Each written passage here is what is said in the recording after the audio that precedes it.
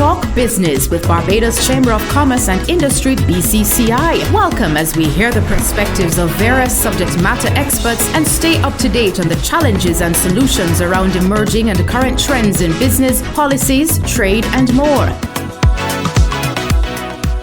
Welcome to Let's Talk Business right here on VOB 92.9 FM. I am Crystal J. Paul, your host for today, the very first edition for the year 2025. So we say Happy New Year to you. And it is my pleasure to have today our speakers, our panelists, James Jimmy Clarke, President of the BCCI. Thank you, Crystal J. Thank you for having us. And we also have Christopher Sambrano, Chair of the Economic Advisory Committee of BCCI. Welcome. Thank you very much. Glad to be here. Thanks for having us. Yes, gentlemen. Now, of course, at the beginning of 2025, everyone has a plan. Everyone has strategies they want to put in place. So it is very fitting for us to have this first program, this first show for 2025, dubbed the Economic Outlook for Barbados 2025.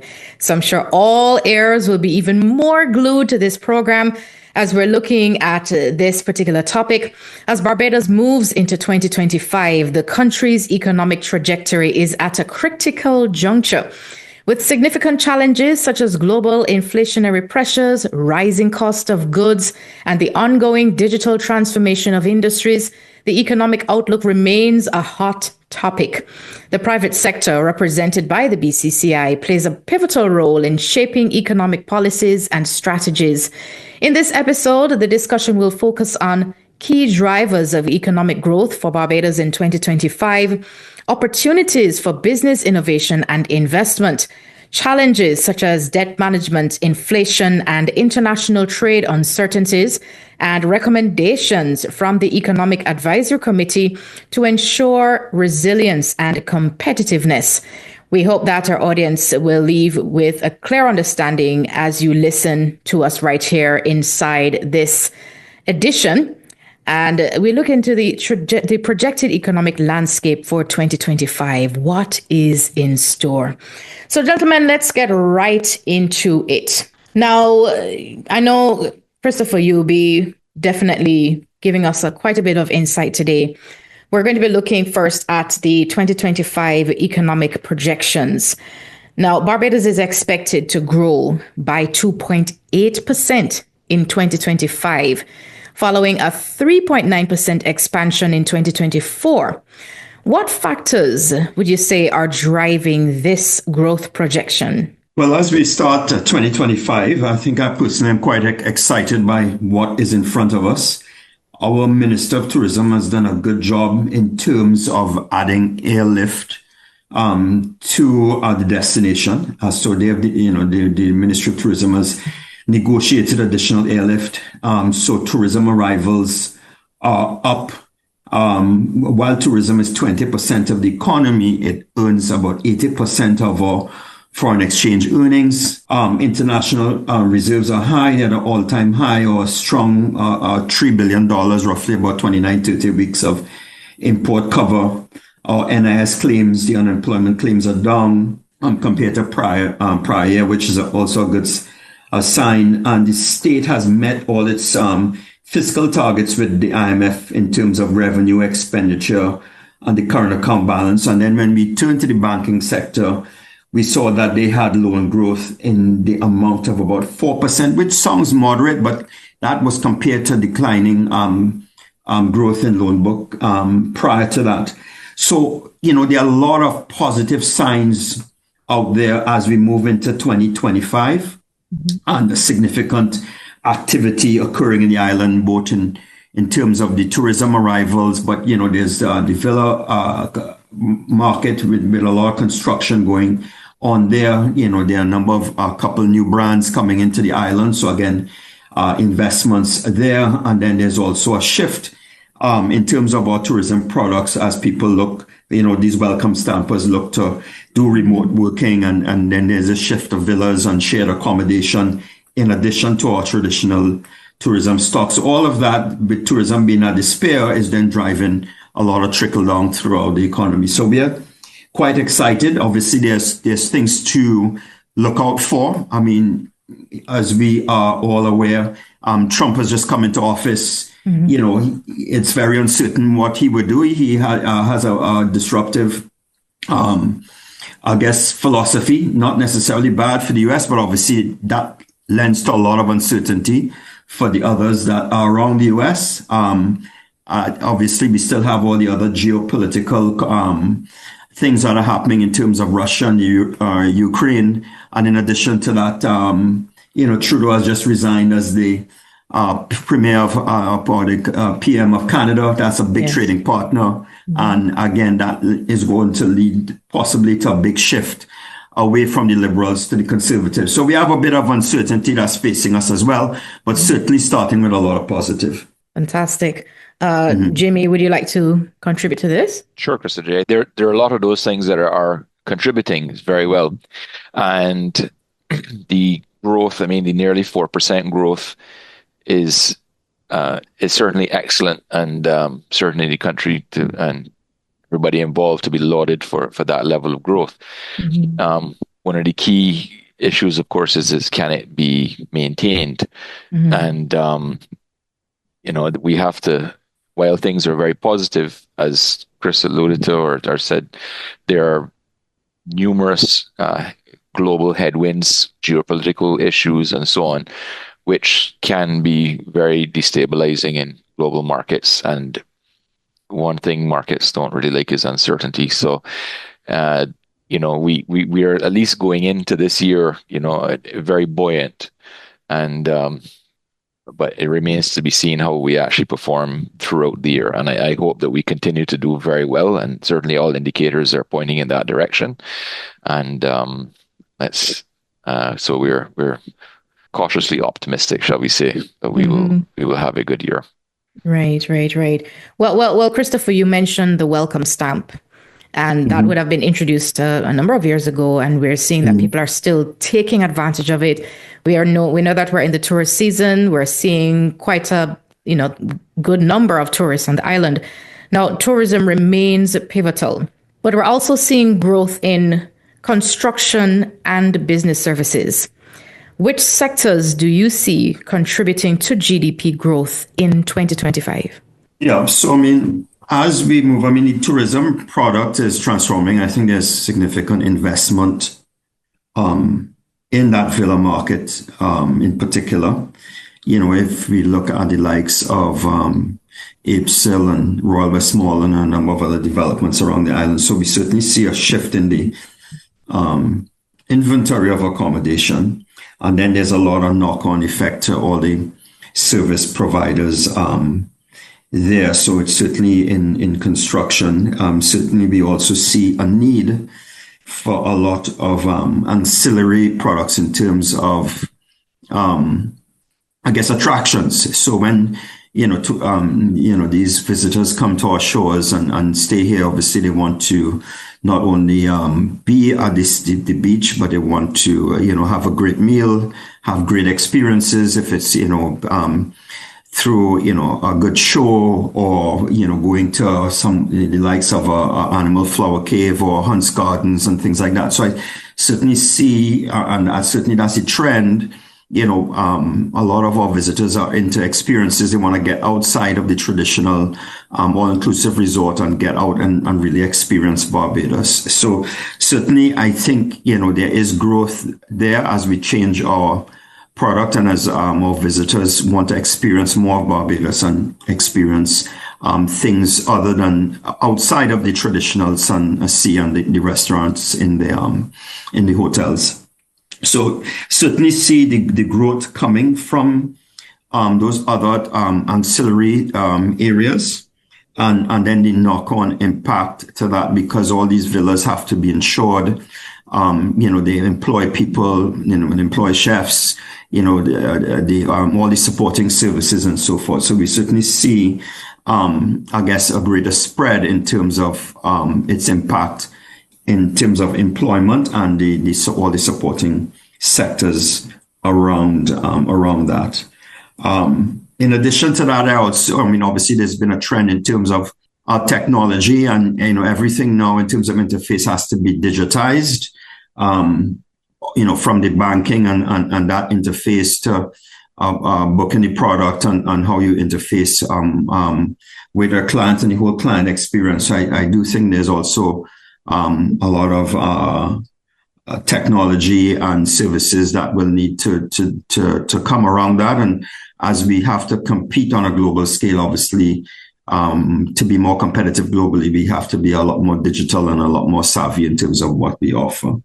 So I see, those investments coming there. And then in terms of what the state needs to do to provide infrastructure for all of this, you also see, a need for that as well, from the port to the airport to our roads, etc. Obviously, there's continued investment that needs to occur as we, try to seek to improve our infrastructure to support business and the society at large. Thank you so much. And we also have we gathering, so there'll be other benefits relating to that as well. You mentioned the chefs and the different aspects as well. Thank you so much. Now, with inflation expected to stabilize at 1.9% in 2025, down from 5% in 2023, what does this mean for the business community and consumers? I will put that over to you, Jimmy. Sure. Well, having lived through a period of high inflation, I think we've all seen the impact and certainly felt it in our pockets. And so seeing inflation drop to a low level like that is certainly very welcome. I think once that continues throughout the year, hopefully we'll see a settling down of prices and so on, or at least minimal increases, if at all. And I think that's obviously going to be very helpful. Because honestly, in a situation where we have inflation, if it's rampant, it just causes a spiral that really it makes it very difficult to operate and live in. Mm-hmm. So it's something that we are really hopeful that it will be maintained throughout the year. Indeed. Do you want to add to that, Christopher? Sure. I mean, I think obviously we had high inflation through COVID, and that has decelerated a bit, significantly. But it doesn't mean that, the prices are still high. I don't know if prices will come down, but it does mean that if wages or revenues didn't keep up, there was a tightening of margins and there was a reduction in purchasing power of consumers. Obviously, they would have,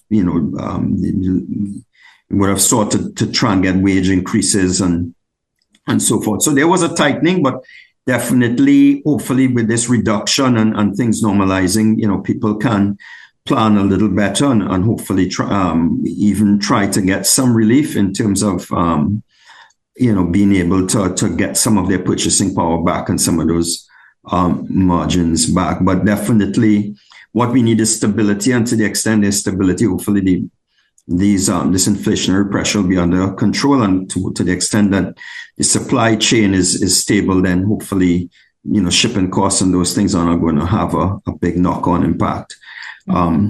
So yeah, the abatement is definitely welcome, but obviously it did have some consequences in terms of margins and purchasing power. Yes. Well, speaking of margins and purchasing power, we look at even what is happening globally. Now, how are the global challenges like inflation and supply chain disruptions influencing Barbados's economic trajectory? Yeah. Well, I mean, obviously, that is something that I would say we had to adapt to over the last few years. And I think we dealt with these challenges. It wasn't easy, but we've dealt with it. And I guess what we have also had to do is look at alternatives in terms of how we could mitigate some of the supply chain disruptions, alternative supply chains, alternative suppliers, also maybe just having greater inventory on island, which does add to your investment and inventory costs. So it does increase the capital that needs to be outlaid and the cost of that capital. But, I think a number of our businesses have found ways to deal with that. And I know by policy, the government of Barbados was also trying to encourage greater collaboration regionally, greater collaboration with our with the African Union, and we saw the likes of African Exim coming here. So I guess we had greater South-South collaboration to try and create, I guess, collaborations or partnerships with friends who are in a similar situation to help manage some of these disruptions. It's not quite there yet, but certainly we saw a lot of initiatives, where we are looking to try and collaborate and mitigate the impact by working together with others. Right. Thank you. Jimmy, would you like to add to that? Sure. I think, if anything, the last couple of years have shown us is how easily our supply chains are disrupted, and for a variety of reasons, whether it be climate factors, geopolitical reasons. So climate factors like the Panama Canal, for example, geopolitical like Suez Canal. They've had labor strikes on East Coast ports in the United States. They had labor strikes as close as Trinidad in their ports. And we've seen the impact of what this does to our supply chains, our traditional supply chains, should I say. And one thing that is for sure, as Chris said, we have to have multiple sources of products from very different parts of the world, because many things can change. And of course, one thing that is of serious concern that we all must be very, very aware of is the increasing intensity and severity of severe weather events, whether that would be near to us, say in the form of hurricanes, excess heat, flooding, and fires, as you can see in the US. I mean, all of these things. So we may say, well, it's not happening in our doorstep, but we may get this product from a particular part of the world that's undergoing some other severe weather events, which causes serious shortages. So this is why we really have to look at this very, very, very carefully. And this is why we need to have, as Chris said, maybe extra inventory. And as the government has been working on larger stocks of food in Barbados, or even regionally, things that we can put our hands on pretty quickly. And I don't want to sound doom and gloom about all this, but this is, given what we've seen in the last couple of years, I think it's prudent to make sure that we have that kind of backup. Right. Thank you. Well, you brought it back home, so let's keep it at home here, and Jimmy. Now, the private sector is key to addressing Barbados's economic challenges. How is the BCCI encouraging businesses to innovate and invest? I think one of the main areas that the Chamber is working on, and that is the area of digital transformation. I think that is one part of doing business, or one what should I say, strategy and technology adoption and so on, which can have extreme causing much better improvements here, efficiencies, and so on and so forth, and maybe help with the ease of doing business, as we've seen it from government. Say, like, the more e-government, the easier it is to deal with different departments. And then when businesses are digitized, it's easier then to deal inter-business and with customers and so on. Can provide different levels of service, and with a level of reliability, and certainly with the artificial intelligence layered in on top, and certainly a level of processing and insight, which hitherto may not have been so easily accessible. So this is something that we are very, very keen on. The other area, of course, is energy, renewable energy, energy efficiency, these types of things. And these are obviously very critical. The RE industry is stalled until we get or partially stalled until we get the large utility grade battery systems. However, the residential installations still seem to be progressing with their own. People are buying their own batteries rather than waiting on the utility grade ones. So that industry is still moving. And certainly efficiency is another one. If you can save electricity, then why not? Or other forms of energy, gasoline, diesel, natural gas. So we look for ways with our members to show them ways in which they can improve their businesses by adopting these efficiency technologies which help improve their efficiencies of operation. Okay, fantastic. Thank you. Now, this for either of you gentlemen. Continuing with the role of the BCCI, what role does it play in fostering public-private partnerships to enhance economic growth? Well, I think the BCCI has a track record of seeking to collaborate with the government of Barbados. Specifically, there are a number of things that we've done together with them to seek to advocate for the ease of doing business. So there's been an effort to have a lot of partnership and collaboration with the government of Barbados.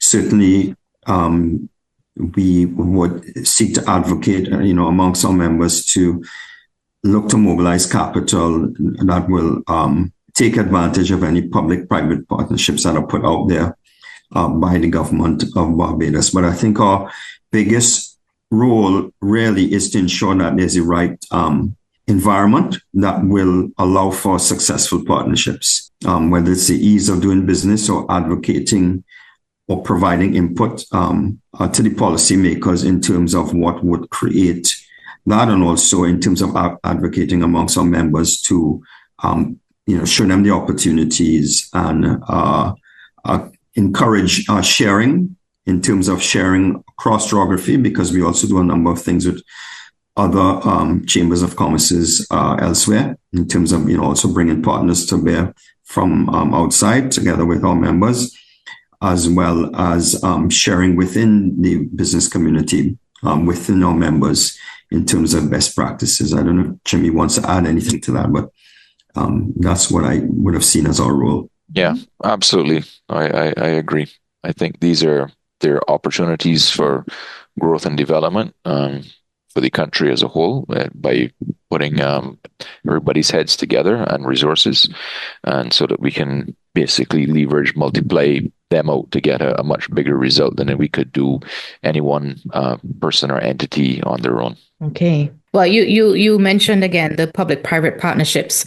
Now, are there any specific public-private partnerships or projects in the pipeline that excite you for 2025? Jimmy? Are you going to refer this one to Chris? Chris is closer to this one. All right, go ahead. Right. Well, I think really, obviously, this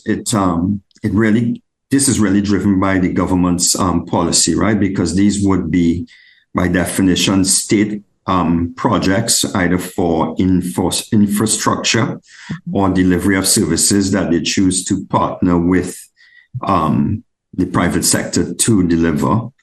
There was some talk of a PPP for the airport, and I'm not sure where that has ended at this point, but certainly, something like that could be quite exciting. Tourism is our lifeblood. As I said, 20% of the economy, 80% of our foreign exchange. I think there are good things happening there with respect to some of the changes that were made in terms of how our visitors experience when they have to clear immigration and go through that. So, they've done quite a bit, but there's also a need, I guess, to take our airport to the next level. And there was some talk of a PPP there. So that could be exciting. I don't know where that has left off. And then there are others. I think, maybe maybe I'll go focus on attractions now, because I did indicate in terms of our changing tourism landscape, we have a lot more people coming for experiences. And what the government had done with Harrison Cave, with their joint venture with Chukka out of Jamaica, where that was, put on a concession, and, a number of investments were made to really change the experience there and lift that product. I think if we can do more of that, so that we can provide quality attractions and experiences to our visitors to really enhance our brand Barbados and really enhance the visitors' experience. Things like that, to me, would be quite exciting if we can, do more joint ventures like that to provide quality experiences to our visitors. Yes, yes. Thank you. Well, even in so mentioning, we know that a number of plans are made, but there are disruptions, and you would have mentioned environmental issues earlier in the discussion. But so how can businesses prepare for future economic or environmental disruptions while still maintaining profitability? Yeah, well, building resilience, is really important. I mean, obviously, COVID was the shock of a century in terms of a disruption. And I think that was an experience that taught many businesses how to survive with such a shock. I mean, I think a lot of people or a lot of businesses moved to technology and remote working, and also needed to build into their business model flexibility to be able to pivot significantly. So ultimately, in terms of dealing with disruptions while maintaining profitability, while it is not simple, I think, we certainly learned the lessons through that experience that it can be done. So it really is about building in that resiliency into your business model. If it's flexibility in your workforce through remote working, or through the ability to move your workforce up and down with contract workers, or in terms of climate, building a lot of resiliency into your infrastructure to handle things like volcanic ash or rising sea levels. I think we now have to obviously factor that in. There was a lot of incentives that were provided for things like generators and water supply and so forth. So all these were feel important. But the main thing, I guess, we've learned is we have to be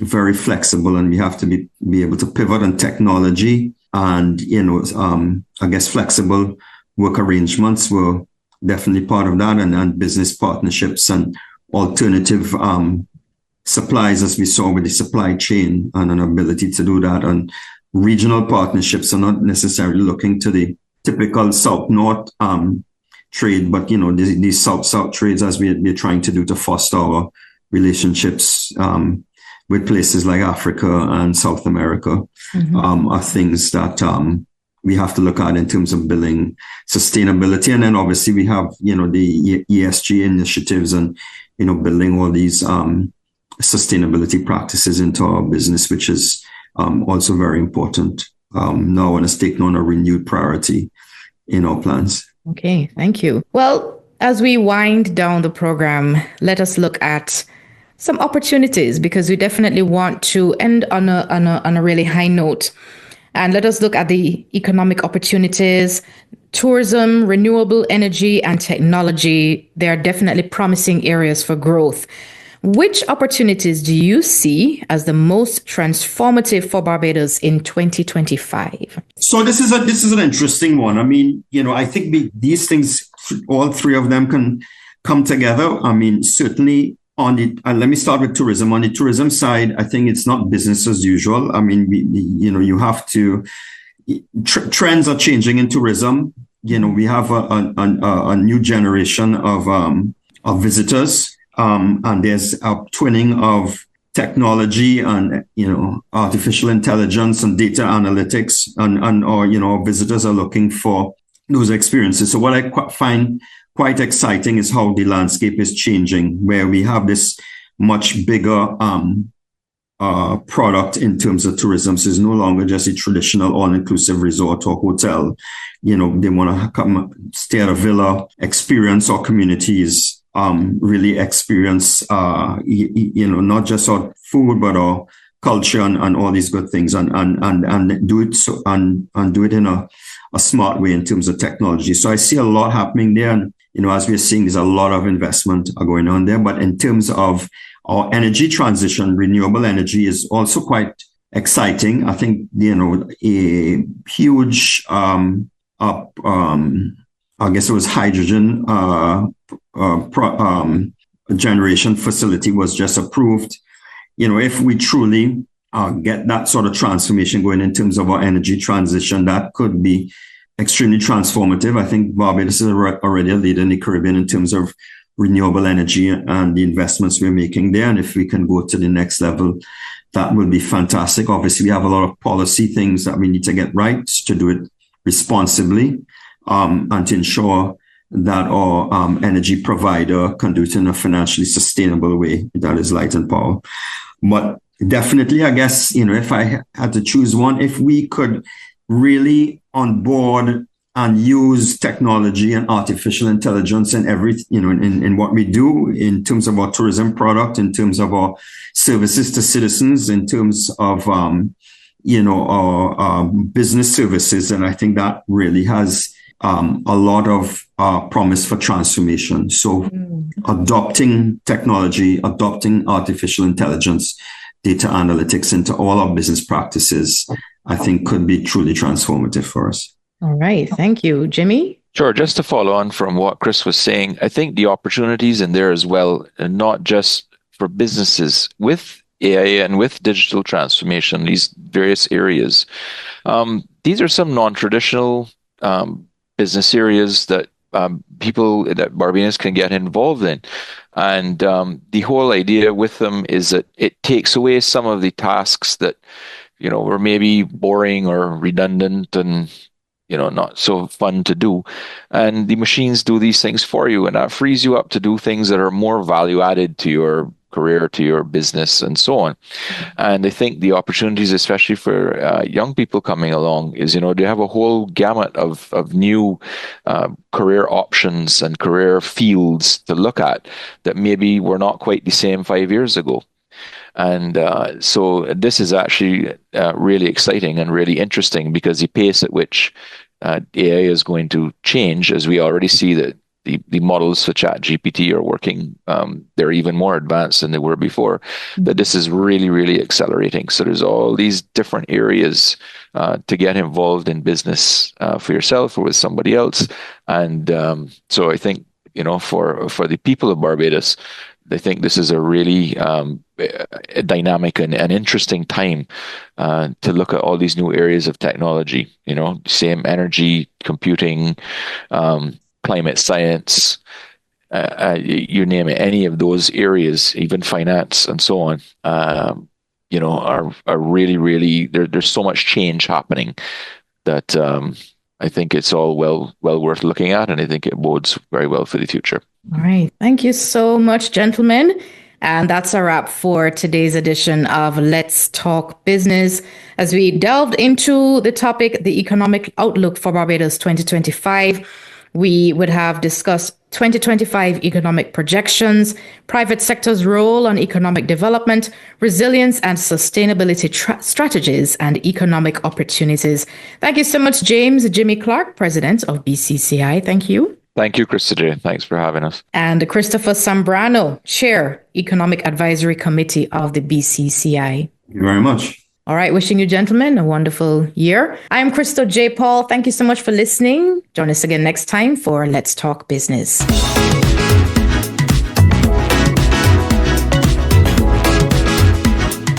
That's it for another edition of Let's Talk Business with Barbados Chamber of Commerce and Industry, BCCI. Join us again next time as we hear the perspectives of various subject matter experts and stay up to date on the challenges and solutions around emerging and current trends in business, policies, trade, and more.